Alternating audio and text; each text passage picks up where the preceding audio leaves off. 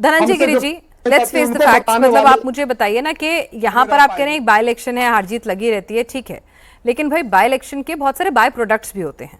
बिहार से कहा जाता था कि बिहार से जाती नहीं जाती है at the end of a day, और जब जनस्वराज पार्टी, प्रशांत किशोर आए, जिस तरह के कैंडिडेट उन्होंने दिया और जिस तरह का हश्र हुआ, जनता ने उन्हें नकारा, इसमें कोई दो राय नहीं है। 7-8 महीने पहले तो फिर से यही सवाल उठा कि भाई बिहार में कुछ कास्ट कॉम्बिनेशन है वो बहुत जरूरी है, लेकिन ये बाय इलेक्शन उन सबको डिफाई कर रहा है।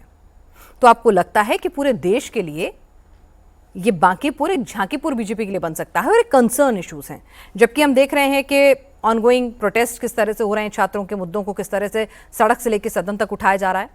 तो क्या कुछ वरीसम बात है ये? निपिना जी, देखिए ऐसा कुछ कोई बात नहीं है। बिल्कुल एक उपचुनाव था, एक सीट पर उपचुनाव था, वो हमारे राष्ट्रीय अध्यक्ष की सीट थी। लंबे समय से हम वहां थे। पीके लंबे समय से पूरे बिहार में यात्रा कर रहे हैं, पूरे बिहार में घूम रहे हैं और उनकी मेहनत भी है, लगातार कई सालों से बिहार में मेहनत कर रहे हैं। उन्होंने जो वादे किए थे, और मैंने पहले भी आपको कहा कि विपक्ष का स्पेस खाली है बिहार में, जो जगह खाली है उसको कोई फिल इन द ब्लैंक्स में वही जगह भरा जाएगा जो खाली होगा, क्योंकि सरकार में तो हम ऑलरेडी हैं, सरोकार में हम ऑलरेडी हैं। 20-22 साल से जनता के आशीर्वाद की छाया में हम चल रहे हैं। जनता ने भर भर के हमें आशीर्वाद दे रखा है। केंद्र और राज्य की परियोजनाओं से बिहार आगे बढ़ रहा है लगातार। लेकिन हाँ, विपक्ष की सीट खाली थी। आप देखे होंगे अभी उपचुनाव में भी नेता प्रतिपक्ष नहीं थे, वो 1-2 दिन के लिए शायद राष्ट्र में आए थे रोड शो वगैरह करने के लिए।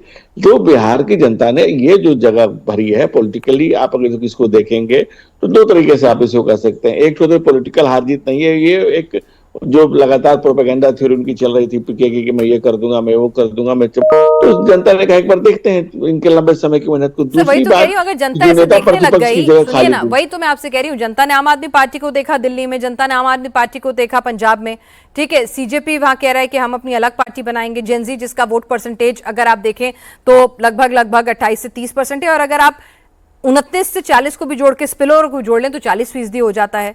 तो यही मैं आपसे पूछ रही हूँ कि तमाम फैक्टर्स क्या बीजेपी की राजनीति के लिए, उसकी ट्रेडिशनल पॉलिटिक्स के लिए क्या कुछ चिंता का सबब आगे चल के बन सकते हैं? देखिए, बीजेपी चिंतन प्रक्रिया को लगातार जारी रखती है और उस चिंतन प्रक्रिया से ही निकल करके हम दुनिया का सबसे बड़ा राजनीतिक दल बने। एक सीट की हार से और एक सीट की जीत से बहुत चीजें नहीं डिसाइड की जा सकती हैं। हम जैसे आज 3 सीटों पर चुनाव हुए, हम 2 सीटों पर हारे, 1 सीट पर जीते हैं। तो इससे एक चीज तो जब आप थोड़ी देर पहले कह रहे थे कि ईवीएम निकल के आ गया, तो भाई ने बिल्कुल ठीक बात कहा कि अब तो वो आरोप खत्म हो गए ना भाई कि ईवीएम मैनेज हो जाता है। अब तो आरोप खत्म हो गए कि भारतीय जनता पार्टी प्रशासन का बेजा इस्तेमाल कर लेती है। तो ना हमने प्रशासन का बेजा इस्तेमाल किया, न किसी तकनीक का सहारा लिया। लोक और तंत्र को दोनों सुरक्षा से अपने आए। लोक ने बढ़ करके वोट दिया और तंत्र ने भी साथ दिया इनका, तो लोकतंत्र की पूरी मर्यादा बची रही। और तो आप कह रहे हैं कि ईवीएम पे लगे हुए जो सवाल हैं वो धुलेंगे अगर इस नतीजे को स्वीकार रहे हैं, तो बाकी नतीजे भी स्वीकारी है। तो बहरहाल तारिक अनवर साहब, यहां से अब पीके की राजनीति क्या, बिहार से बाहर निकलेंगे, या फिर कई बार ऐसा है ना कि देखिए सीजेपी प्रोटेस्ट कर रहे हैं, वो अपना एक अलग राजनीतिक पार्टी बनाने पर विचार कर रहे हैं, मतलब उन्होंने कोई फैसला नहीं लिया और खबरें कि बनेगी सूनर और लेटर। तो ऐसे में क्या एक नया फ्रंट आप लोग ऐसे लोगों का जो युवा हों, जो ट्रेडिशनल राजनीति और परिवारवाद से इतर हों, आपके ऐसे एक फ्रंट तैयार करेंगे? और आपके मुखिया की तो हर पार्टी में अच्छी पैठ है। देखिए, प्रशांत किशोर जी ने बहुत ही क्लियरली कहा था, जिस दिन जनसुराज की शुरुआत हो रही थी, पहला प्रेस कॉन्फ्रेंस हुआ था, उसी दिन उन्होंने कहा था कि कम से कम 10 साल बिहार में वो समय देंगे। और अभी तो हमारा 4 साल ही पूरा हुआ है। 4 साल, 10 साल जब बिहार में हम लोग रह लेंगे, जनसुराज को एस्टैब्लिश कर लेंगे, यहां साबित कर देंगे, तभी हम बाहर जाने की सोचेंगे।